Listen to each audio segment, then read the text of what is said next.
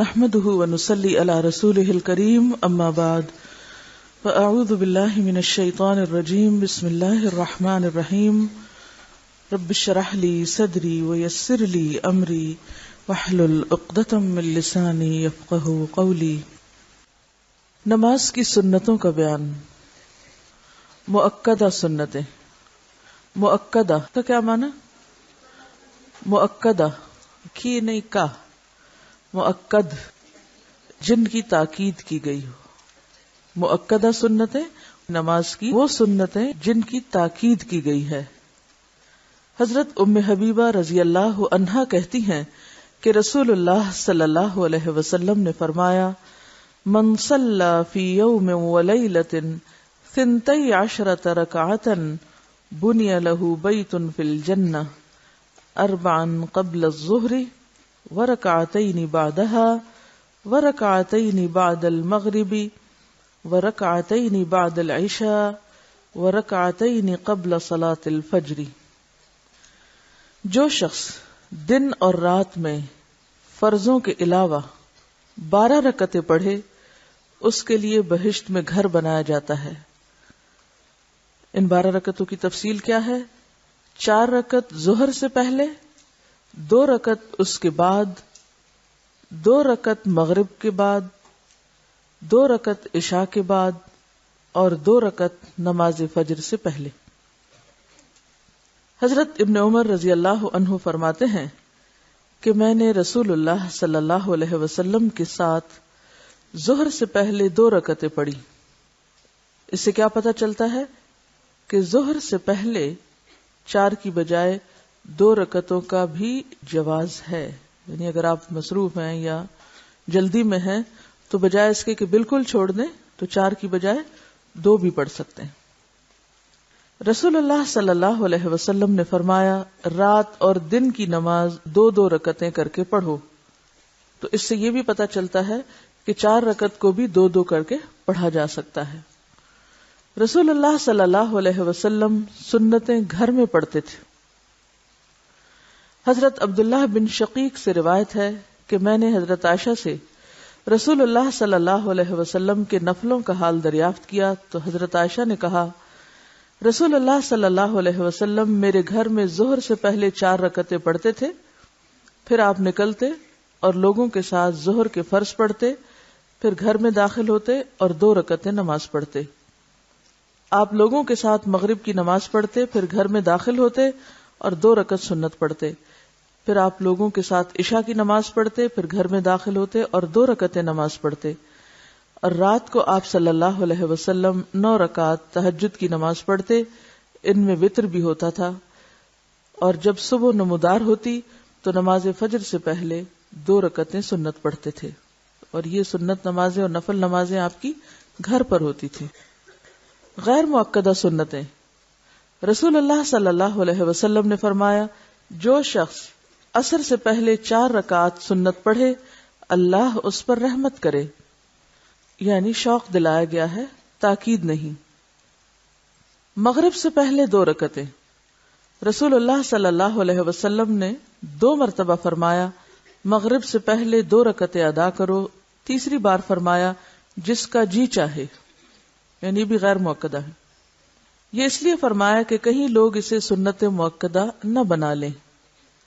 حضرت انس رضی اللہ عنہ سے روایت ہے کہ مدینہ میں مؤذن مغرب کی اذان کہتا، ہم سب ستونوں کی طرف دوڑتے اور 2 رکعتیں پڑھتے.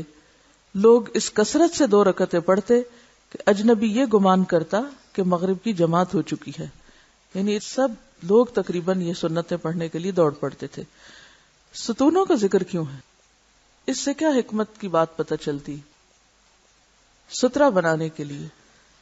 کیونکہ ہوتا یہ نا کہ جب سنت پڑھی جا رہی ہوتی ہے تو کوئی شخص صف کو ملانے کے لیے آگے سے گزرتا ہے، کوئی دائیں سے کوئی بائیں سے، تو اس صورت میں پھر عموماً نمازیوں کے لیے گزرنا مشکل ہو جاتا ہے. تو خاص سنت آپ فرض سے پہلے پڑھیں یا پھر فرض کے بعد پڑھیں، کوشش یہ کریں کہ آپ کے سامنے سترہ ہو. کیونکہ جماعت کی نماز میں تو امام کے سامنے کا سترہ سب کے لیے کافی ہو جائے گا، لیکن سنت کے لیے اپنا اپنا سترہ بنانا پڑے گا، اور اس کے لیے خصوصاً ایسی جگہ کی تلاش کہ جہاں آپ کے آگے سے کوئی نہ گزرے، جیسے پلر وغیرہ ہو، اور اگر ایسی جگہ نہ ملے تو پھر اپنی ہی کوئی چیز سامنے رکھ کے، جیسے بیگ ہے یا کوئی بھی چیز رکھ کے نماز پڑھیں تاکہ گزرنے والوں کو تکلیف نہ ہو. کیونکہ بعض لوگ لمبی نماز رستے میں پڑھنے کھڑے ہو جاتے ہیں، اس سے دوسروں کو پریشانی ہوتی ہے، تو دوسروں کو تکلیف دینے سے بچنا چاہیے. اور یہ جو 2 رکعت مغرب سے پہلے اگر آپ کو کبھی عمرے پہ جانے کا اتفاق ہوا ہو تو مسجد نبوی اور حرم پاک میں مغرب کی اذان ہوتے ہی لوگ کھڑے ہو جاتے ہیں جماعت سے پہلے یہ 2 رکعتیں پڑھنے. مرثد بن عبداللہ رحمۃ اللہ علیہ حضرت عقبہ رضی اللہ عنہ کے پاس آئے اور کہا، کیا یہ عجیب بات نہیں کہ ابو تمیم رضی اللہ عنہ مغرب کی نماز سے پہلے 2 رکعتیں پڑھتے ہیں؟ عقبہ رضی اللہ عنہ نے کہا کہ ہم بھی رسول اللہ صلی اللہ علیہ وسلم کے زمانے میں پڑھتے تھے. اس نے پوچھا اب کیوں نہیں پڑھتے؟ کہنے لگے کہ مصروفیت ہے.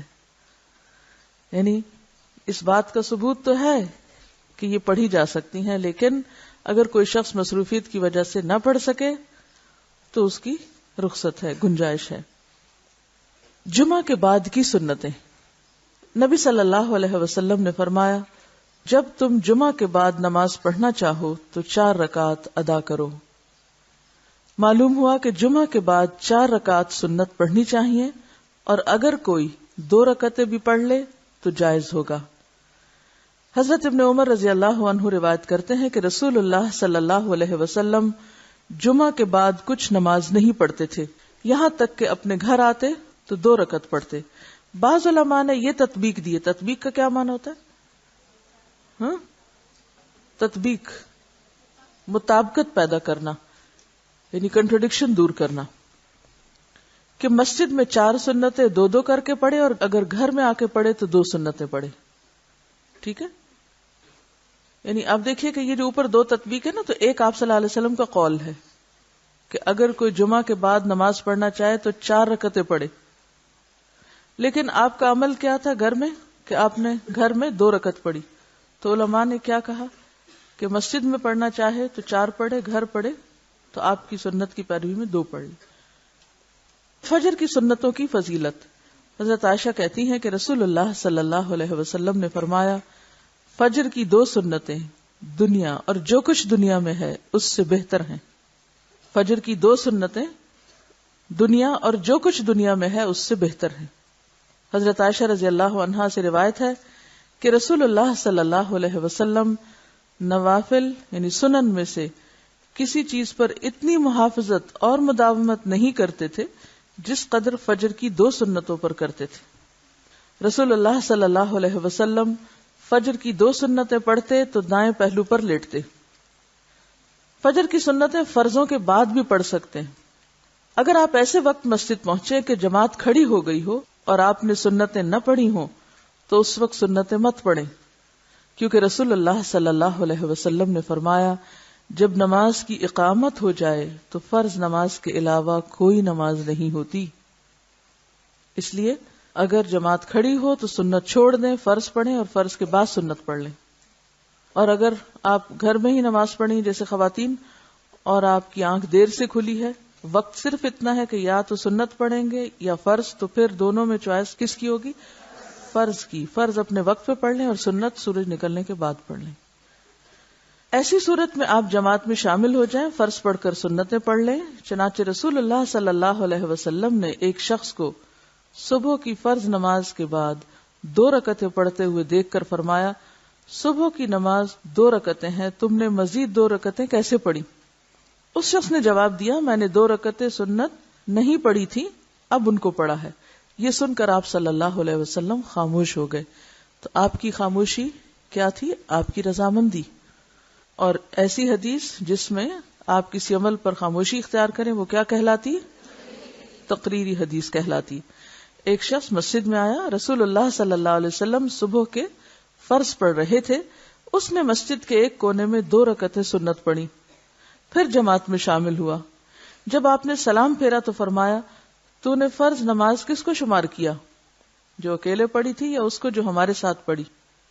تو اس سے کیا پتہ چلتا ہے کہ جب فرض ہو رہے ہوں تو پھر سنتیں ادا نہیں کی جائیں گی. نمازوں کی رکعات. نماز فجر 2 سنتیں 2 فرض یعنی کل 4 رکعتیں. نماز ظہر 4 سنتیں، 4 فرض، 2 سنتیں. نماز ظہر 10 رکعتیں ہوئیں. نماز عصر 4 فرض. نماز مغرب 3 فرض 2 سنتیں 5 رکعتیں ہوئیں. نماز عشاء 4 فرض اور 2 سنتیں 6 رکعتیں ہوئیں. نماز وتر دراصل رات کی نماز ہے جو تہجد کے ساتھ ملا کے پڑھی جاتی ہے. جو لوگ رات کو اٹھنے کے عادی نہ ہوں وہ وتر بھی نماز عشاء کے ساتھ ہی پڑھ سکتے ہیں. رسول اللہ صلی اللہ علیہ وسلم نے فرمایا من خاف اللہ یقوم من آخر اللیل فلیوتر اولہ، جسے خطرہ ہو کہ رات کے آخری حصے میں نہیں اٹھ سکے گا وہ اول شب ہی وتر پڑھ لے. لیکن کہیں یہ نہ سمجھیں کہ وتر عشاء کی نماز ہے، وہ عشاء کی نماز کا حصہ نہیں ہے. ٹھیک ہے، وہ تہجد کی نماز کا حصہ ہے. اگر کوئی تہجد نہ پڑھے کیونکہ تہجد نفلی نماز ہے تو وتر سونے سے پہلے بھی پڑھ سکتا ہے. اب آپ دیکھیے کہ یہاں انہوں نے صرف فرض اور سنتیں لکھی، نفل نہیں لکھے. تو نفل جو ہے وہ اس کی اصل کیا ہے کہ وہ ایسی عبادت ہے جو دل کی خوشی سے کی جاتی ہے اور اس کی کوئی تعداد متعین نہیں، آپ جتنے چاہیں پھر پڑھتے جائیں. اسی لیے یہاں لکھا ہے کہ کوئی یہ خیال نہ کرے کہ ہم نے نماز کی رکعتیں کم کر دی، یعنی فرائض اور سنتیں گنلی، نفل چھوڑ دیے. نوافل اپنی خوشی اور مرضی کی عبادت ہے. رسول اللہ صلی اللہ علیہ وسلم نے کسی کو پڑھنے کے لیے مجبور نہیں کیا، اس لیے ہمیں کوئی حق نہیں کہ ہم اپنے نفلوں کو فرضوں کا ضروری اور لازمی ضمیمہ بنا ڈالیں. فرضوں کے ساتھ آپ کی نفل عبادت یعنی سنتیں آ گئی ہیں جس سے نماز پوری اور مکمل ہو گئی. لہذا اگر کوئی شخص یہ پڑھنا چاہے تو پڑھ لے، اگر نہیں پڑھنا چاہے تو نماز ہو جائے گی. ہمارے ہاں بہت سے لوگ نماز کیوں نہیں پڑھتے؟ کس لیے نہیں پڑھتے؟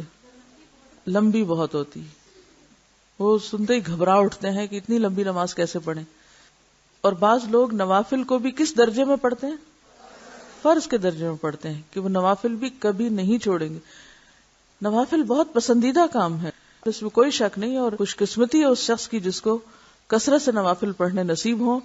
لیکن اگر کوئی شخص خود ایسا کر رہا ہے تو سب کو اس کا پابند نہ کرے، اور خصوصاً بچوں کو، کیونکہ ابتدا میں اگر بچوں کو ہلکی نماز کا عادی کریں اور پھر ان کے اندر شعور پیدا ہو اور نماز کا شوق اور نماز کا فائدہ انہیں پتہ چلے کہ سجدوں کی کثرت کتنی فائدہ مند ہے، تو پھر وہ اپنی خوشی سے پڑھیں. اور نفل ہے ہی کون سی عبادت جو مجبوری سے پڑھی جائے، جو دل کی خوشی سے پڑھی جائے. تو وہ نوافل کیا نوافل ہوئے جن میں دل کی خوشی شامل نہ ہو. تو جو چیز جس مقام پہ ہے اسے اسی مقام پہ رکھنا چاہیے، اسے نہ اس سے بڑھانا چاہیے اور نہ گھٹانا چاہیے. ٹھیک ہے. تہجد، قیام اللیل، قیام رمضان اور وتر. حضرت ابو امامہ رضی اللہ عنہ روایت کرتے ہیں کہ رسول اللہ صلی اللہ علیہ وسلم نے فرمایا علیکم بقیام اللیل فإنه دأب الصالحین قبلکم وهو قربۃ لکم الی ربکم ومغفرۃ للسیئات ومنہاۃ عن الاثم. تہجد ضرور پڑھا کرو کیونکہ وہ تم سے پہلے صالحین کی روش ہے، یعنی شروع سے نیک لوگوں کا طریقہ چلا آیا ہے، اور تمہارے لیے اپنے رب کی قرب کا وسیلہ، گناہوں کے مٹنے کا ذریعہ اور گناہوں سے بچنے کا سبب ہے. یعنی اس کے فائدے کیا ہیں؟ نمبر 1 اللہ تعالیٰ کا قرب نصیب ہوتا ہے. نمبر 2 گناہ معاف ہوتے ہیں، مٹتے ہیں. نمبر 3 آئندہ گناہوں سے بچنے کی طاقت پیدا ہوتی ہے انسان کے اندر.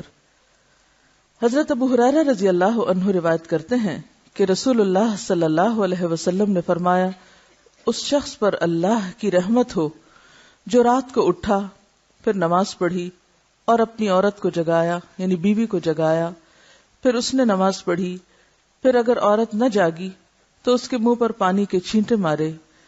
اس عورت پر اللہ کی رحمت ہو جو رات کو اٹھی، پھر نماز پڑھی اور اپنے خاوند کو جگایا، پھر اس نے نماز پڑھی، پھر اگر خاوند یعنی غلبہ نیند کی وجہ سے نہ جاگا تو اس کے منہ پر پانی کے چھینٹے مارے. یعنی خیرخواہی کی انتہا ہے کہ آخری درجے تک ایک دوسرے کو نیکی اور تقوی کے کاموں میں آگے بڑھانے کا جذبہ. تو اس سے یہ بات پتہ چلتی ہے کہ نیکی کے کاموں میں انسان کو تنہا نہیں نکلنا چاہیے، گھر والوں کو ساتھ لے کر نکلنا چاہیے. اور چھینٹے آپ صرف اس وقت مار سکتے ہیں جب آپ کی دوسرے شخص کے ساتھ اتنی انڈرسٹینڈنگ ہو کہ وہ آپ کے چھینٹے برداشت بھی کر سکے. اور اگر عام زندگی میں دوستی نہیں، تعلق نہیں، تو پھر ان چھینٹوں کو بھی برداشت نہیں کرے گا کوئی. حضرت ابو ہریرہ رضی اللہ عنہ کہتے ہیں میں نے رسول اللہ صلی اللہ علیہ وسلم سے سنا، آپ فرماتے تھے فرض نماز کے بعد سب نمازوں سے افضل نماز تہجد ہے۔ رسول اللہ صلی اللہ علیہ وسلم نے فرمایا، جب انسان سوتا ہے تو شیطان اس کی سر کی گدی پر 3 گرہ لگاتا ہے۔ اب یہ گرہ کس طرح کی ہوتی ہے؟ کوئی مادی چیز نہیں ہے، مراد یہ ہے کہ شیطان انسان پر غلبہ پانے کی اور اس کو اپنے کنٹرول میں رکھنے کی کوشش کرتا ہے، اور کہتا ہے کہ رات بڑی لمبی ہے، اگر وہ بیدار ہو کر اللہ کا ذکر کرے تو ایک گرہ کھل جاتی ہے، اور اگر وضو کرے تو دوسری گرہ کھل جاتی، اور اگر نماز پڑھے تو تیسری گرہ کھل جاتی، اور وہ شادمان اور پاک نفس ہو کر صبح کرتا ہے، یعنی خوشی خوشی صبح ہوتی ہے اس کی، ورنہ اس کی صبح خبیث اور سست نفس کے ساتھ ہوتی۔ اور آپ سوچیے کہ اگر دن کا آغاز ہی سستی کے ساتھ ہو، خباثت نفس کے ساتھ ہو، تو انسان پھر کون سا نیکی کا کام خوشی سے کر سکتا ہے؟ پھر اس کے مزاج میں کہاں سے اطمینان اور سکون پیدا ہو سکتا ہے؟ تو سب سے پہلی عادت جو ہم سب کو اختیار کرنی چاہیے وہ صبح وقت پر اٹھنے کی، کیونکہ اگر دن کا آغاز درست نہیں تو انجام کیسے درست ہو سکتا ہے؟ عموماً ہم لوگ رات کو دیر تک جاگتے رہتے ہیں اور صبح فجر کی نماز بھی وقت پہ نہیں پڑھتے، تو اسی سے ساری خرابیوں کی ابتدا ہو جاتی۔ رسول اللہ صلی اللہ علیہ وسلم نے فرمایا، اللہ تعالیٰ ہر رات آسمان دنیا پر نزول فرماتا ہے، جب 1/3 رات باقی رہ جاتی ہے تو فرماتا ہے، کوئی ہے جو مجھے پکارے میں اس کی دعا قبول کروں، کوئی ہے جو مجھ سے مانگے میں اس کو دوں، کوئی ہے جو مجھ سے بخشش طلب کرے میں اس کو بخش دوں۔ ہم میں سے ہر شخص اس بات کا حریص ہے کہ اس کی دعائیں قبول ہوں، لیکن جو دعاؤں کی قبولیت کا وقت ہوتا ہے اس سے فائدہ نہیں اٹھاتے، اور پھر جب کوئی ضرورت پڑتی ہے تو بندوں سے مانگتے ہیں، یا بندوں سے توقع رکھتے ہیں، یا بندوں کا سہارا ڈھونڈتے ہیں۔ اور آپ سوچئے کہ اللہ تعالیٰ اس وقت ان بندوں کو کس نظر سے دیکھتا ہوگا جو ضرورت کے وقت اللہ کو چھوڑ کر جو ہر چیز دے سکتا ہے بندوں کے در پہ جاتے ہیں، یا بندوں سے توقع رکھتے ہیں، یا بندوں پر تکیہ کرتے ہیں، یا بندوں پر توکل اور بھروسہ کرتے ہیں۔ آپ خود سوچئے، ذرا تھوڑا سا اس بات کو محسوس تو کیجئے کہ جو قادر مطلق ہستی ہر وقت آپ کو دینے کو تیار ہے، اس کو تو آپ بھول جائیں، اور بندے جو کسی کام کے قابل نہیں ان پہ بھروسہ کر بیٹھیں اور ان سے امیدیں لگا بیٹھیں، اس وقت اللہ تعالیٰ کیا سوچتا ہوگا کہ میرا یہ بندہ کیسا ہے جو مجھے چھوڑ کر، مجھ سے منہ موڑ کر اوروں کے در پہ جاتا ہے۔ یعنی کتنی گھٹیا حرکت ہے ویسے بھی اگر سوچا جائے تو، اور کتنی بے وقوفی کی بات ہے کہ جو رب سب کچھ کر سکتا ہے اس سے تو نہ مانگا جائے، اور انسان جو کسی کام کے لائق نہیں، کچھ بھی ان کے اختیار میں نہیں، مٹی کے پتلے ہیں، ان کے پیچھے بھاگے انسان اور ان سے مانگے اور ان پر نظر رکھے۔ تو پہلی چیز جو ہمیں زندگی میں لانی ہے وہ اللہ کی پہچان ہے، اور اللہ کی قدر پہچاننے کی بات ہے، اللہ کی عظمت کو دل میں لانے کی بات ہے۔ جب تک وہ نہیں آتی کوئی عمل درست نہیں ہو سکتا، نہ نمازیں درست ہو سکتی ہیں اور نہ ہی معاملات اور اخلاق درست ہو سکتا ہے، کیونکہ ہماری ساری خرابیوں کی اصل وجہ شرک ہے کہ ہم اس کو بھول کر اوروں پہ توکل کرتے ہیں، اوروں کی طرف دیکھتے ہیں۔ تو ہم میں سے کون ہے جو محتاج نہیں؟ ہم میں سے کون ہے جسے یہ ضرورت نہیں کہ اس کی دعائیں قبول ہوں؟ ہم میں سے کون ہے جو یہ نہیں چاہتا کہ اس کی سنی جائے؟ لیکن جب وہ پکارتا ہے تو ہم سو جاتے ہیں۔ لہذا ہم سب کو پھر اپنے اندر جھانکنے کی ضرورت ہے اور اپنی کمی کو دیکھنے کی ضرورت ہے، نہ کہ اللہ پر شکوہ کرنے کی۔ تو اللہ تعالیٰ ہر روز پکارتا ہے، کوئی ہے جو مجھے پکارے میں اس کی دعا قبول کروں؟ کہاں ہے پکارنے والے؟ کہاں ہے ضرورت مند اور حاجت مند؟ کوئی ہے جو مجھ سے مانگے تو میں اس کو دوں؟ کوئی ہے جو مجھ سے بخشش طلب کرے میں اس کو بخش دوں؟ دیکھیں کب تک ہم سوتے رہیں گے اور اس سے استغفار نہیں کریں گے؟ کہیں ایسا نہ ہو کہ اس مصیبت میں جا پڑیں کہ جہاں پھر سونا نصیب ہی نہ ہو، جہاں پھر کوئی سو ہی نہیں سکتا۔ نبی رحمت صلی اللہ علیہ وسلم کا شوق تہجد، حضرت مغیرہ رضی اللہ عنہ فرماتے ہیں، رسول اللہ صلی اللہ علیہ وسلم نے رات کو تہجد میں اتنا لمبا قیام کیا کہ آپ کے پاؤں سوج گئے۔ آپ سے سوال ہوا، آپ اتنی مشقت کیوں کرتے ہیں؟ آپ تو اللہ کے پیارے ہیں، اللہ کے قریب ہیں، آپ کیوں اتنا تھکاتے ہیں خود کو؟ حالانکہ آپ مغفور ہیں، یعنی آپ کی تو ہر چیز بخشی جا چکی ہے، یعنی آپ تو اللہ کے چنے ہوئے بندوں میں سے ہیں، آپ پر تو اللہ کی رحمتیں ہیں۔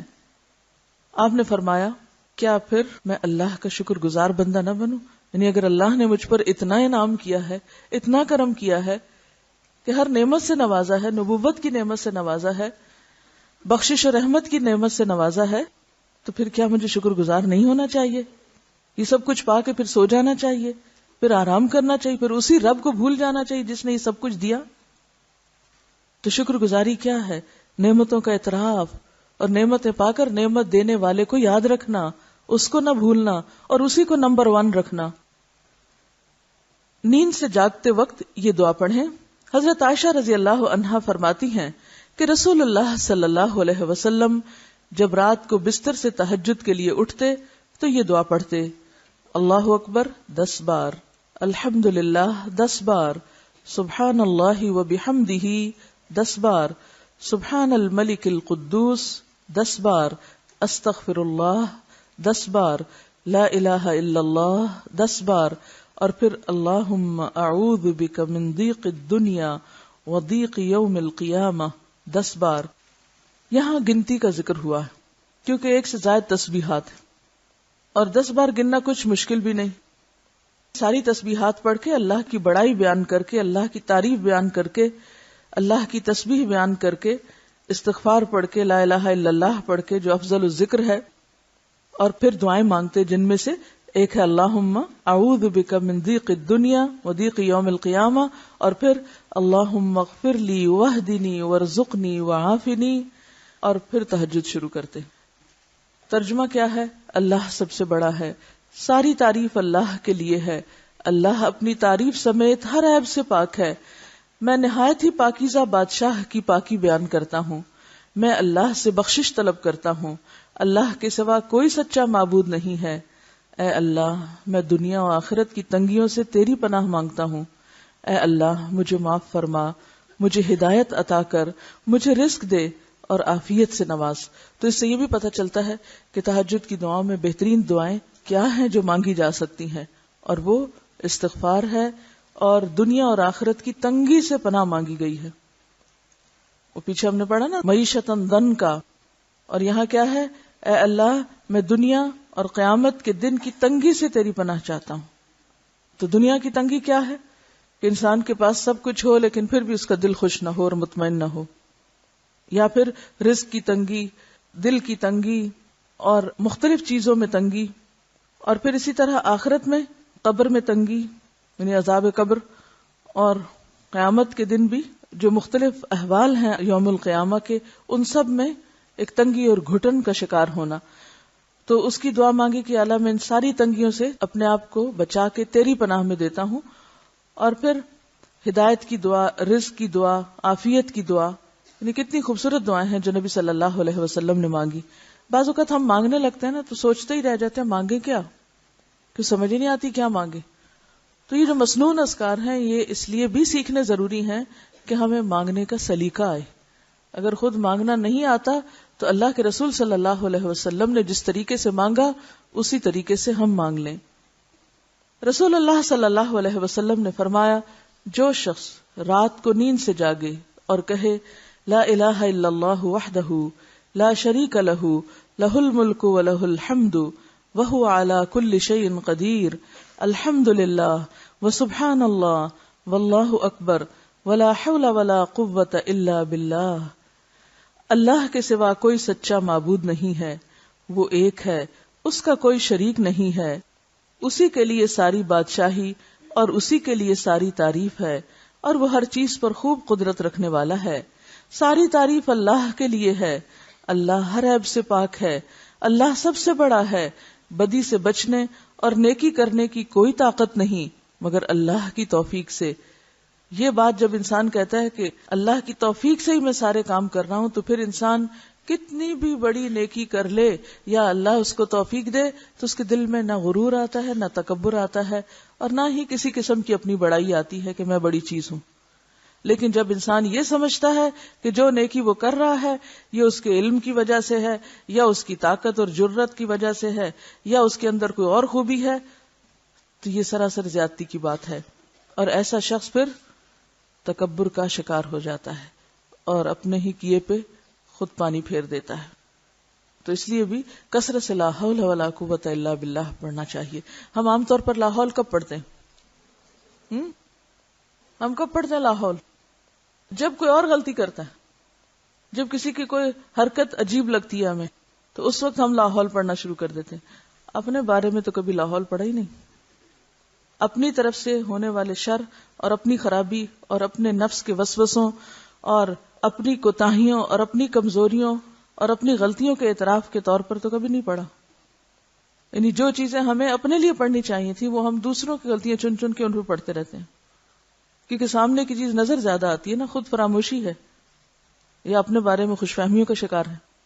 تو بہرحال بات یہ ہے کہ کسی بھی وقت اگر دل میں کچھ خیال آ جائے کہ میں نے یہ نیکی کر لی ہے، یا میں تو بہت بڑا ہو گیا ہوں، میں تو اتنی اور اتنی نیکی کرتا ہوں، یا مجھ میں تو یہ اور یہ خوبی ہے، یا میرے پاس تو یہ اور یہ نعمت ہے، یعنی کہیں کسی وقت دل میں اپنی بڑائی یا اپنے بارے میں جو نعمتیں ہیں ان کو پا کر کسی بھی قسم کا اگر کوئی تکبر خدا نخواستہ دل میں آنے لگے یا خود پسندی آنے لگے، تو اپنے شر پہ اور شیطان کے وسوسوں پہ خود لا حول پڑھنے کی ضرورت ہے کہ یہ سب کچھ مجھے اللہ کی توفیق سے ملا ہے، میرے کسی علم اور کمال کی وجہ سے نہیں. کیونکہ شیطان کے کئی کنڈے ہیں نا، آپ نے وہ لیکچر شاید سنا بھی ہو، ایک لیکچر نیا آیا ہے شیطان کھلا دشمن، تو اس میں مختلف طریقوں سے بتایا گیا کہ شیطان کیسے کیسے وار کرتا ہے. خیر، برائیوں کی طرف بلانا اور برائیوں کو خوشنما بنا کے دکھانا تو الگ رہا. سب سے خطرناک وار جو اس کا ہوتا ہے، جس کا ہمیں پتہ بھی نہیں چلتا، وہ یہ ہوتا ہے کہ پہلے ہم سے بہت سی نیکیاں کروا لیتا ہے، ہمارے دل میں خیال ڈالتا ہے یہ بھی نیکی کر لو، یہ بھی اچھا، یہ بھی کر لو. جب ہم محنت مشقت کر کے بہت کچھ کر لیتے ہیں تو پھر کیا خیال ڈالتا ہے؟ تم تو کیا چیز ہو، تم تو وہ کچھ کر گئے جو کسی اور کے تو خیال میں بھی نہیں آیا، تم تو بہت ہی اچھے ہو. اب کیا ہوتا ہے؟ اب اندر اکساہٹ پیدا کرنا شروع کر دیتا ہے. اب بیان کرو کہیں اپنی خوبی، ذکر کرو کہیں اپنی نیکی کا. اور جب انسان شروع کر دیتا ہے، اب کیا ہوتا ہے؟ اپنے ہی ہاتھوں توڑ پھوڑ کر دیتا ہے، اپنے ہی ہاتھوں گنوانا شروع کر دیتا ہے. یعنی کسی انسان کے گھٹیا رویے کا اسی سے اندازہ لگایا جا سکتا ہے کہ وہ خود کو اچھا سمجھے اور دوسروں کو حقیر سمجھے. حالانکہ خود کو بھی اگر کچھ کرنے کی توفیق ہوئی تو وہ خود سے کہاں ہوئی، تو اللہ ہی کے دی ہوئی تھی. تو اس لیے آئندہ جب بھی لا حول ولا قوت الا باللہ پڑھے تو اس کا رخ اپنی طرف رکھے. لا حول ولا قوت الا باللہ تک پڑھ کے پھر کہے اللہم اغفر لی، اللہ مجھے بخش دے. خود سوچئے کہ اتنا کچھ پڑھ کے مانگا کیا جا رہا ہے؟ بخشش. کیونکہ انسان کے اوپر جو مصیبتیں آتی ہیں اس کے اپنے ہاتھ کے کیے سے آتی ہیں. اللہ بندوں پر ظلم نہیں کرتا، ہم خود اپنی جانوں پہ ظلم کرنے والے ہیں. اور اللہ کو ہم سے کیا چاہیے، کیا پسند ہے؟ اعتراف کہ ہاں ہم غلط کرتے ہیں. اعتراف ہوتا ہے تو ہم کہہ سکتے ہیں اللہم اغفر لی. اور اگر دل میں یہ خوش فہمی ہو کہ میں تو بہت نیک ہوں، تو پھر کس دل سے کہیں گے اللہم اغفر لی؟ کس بات پہ کہیں گے اللہم اغفر لی؟ پھر تو صرف لفظی تکرار ہوگی، ہاں اللہم اغفر لی، بے روح سے اللہم اغفر لی ہوگا. تو اللہم اغفر لی ساری تعریف کے بعد، اور پھر جب یہ صفائی ہو جائے فرمایا یا کوئی اور دعا کرے تو قبول ہوگی. اب یہ بندہ جو اپنے گناہوں کا اعتراف کر چکا، یہ ہے اللہ کا چنا ہوا، یہ پسندیدہ بندہ. ایسے بندے کو پھر اللہ نوازتا ہے، پھر وہ مستجاب الدعوات بنتا ہے، پھر اس کی دعائیں قبول ہونے لگتی ہیں. ہم سب چاہتے ہیں نا ہماری دعائیں قبول ہوا کریں، ہم سب کو یہ بات پسند ہے، لیکن کبھی نہیں جانا کہ اس کا راز کیا ہے، کس کی پکار اللہ کو پسند ہے. اور اگر وضو کر کے نماز پڑھے تو وہ بھی قبول کی جائے گی، کیونکہ ایسا بندہ ایک شعور اور احساس کے ساتھ آگے بڑھ رہا ہے نا نماز کی طرف. تو نیند سے جاگنے کی دعائیں کس کس کو آتی ہیں؟ سب کو آتی ہیں. جس کو نہیں آتی وہ یاد کر لے. اب دیکھیے کہ آپ بستر سے اٹھے ہیں، پڑھ رہے ہیں لا الہ الا اللہ وحدہ لا شریک لہ لہ الملک و لہ الحمد وہو علی کل شیء قدیر الحمدللہ وسبحان اللہ واللہ اکبر ولا حول ولا قوۃ الا باللہ اللہم اغفر لی. اور پھر اٹھ کے وضو کرے، دعا مانگے، نماز پڑھے، قبولیت ہوگی. لیکن اگر ہم پڑھتے ہی نہیں، اگر اٹھ کے دعا ہی نہیں پڑھتے اور دعا آتی نہیں. ہم ایک ہی دعا پڑھتے ہیں نا عام طور پہ. کون سی؟ الحمدللہ الذی احیانا بعد ما اماتنا والیہ النشور. اور بس آج سے یہ بھی پڑھنا شروع. یہ کلمہ سب کو آتا ہے, اس میں کوئی نئی چیز نہیں. پڑھیے ذرا 3 دفعہ اس کو.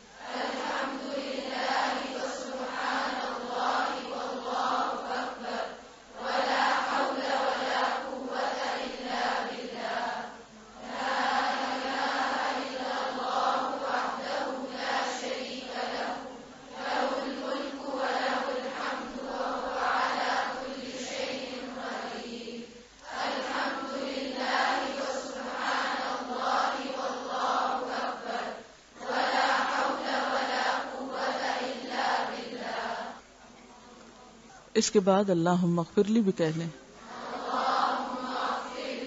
ٹھیک ہے, آپ کے پاس ہے یادداشت کی کتاب, کاپی, چھوٹی ڈائری نکالیں اور اس پہ لکھیں, اور کل دن کو اپنے کو چیک کریں کہ یہ پڑھا یا نہیں پڑھا, کیونکہ ابھی یہاں بیٹھ کے تو آپ ارادے باندھ رہے ہیں, باہر نکل کے بھول جائیں گے.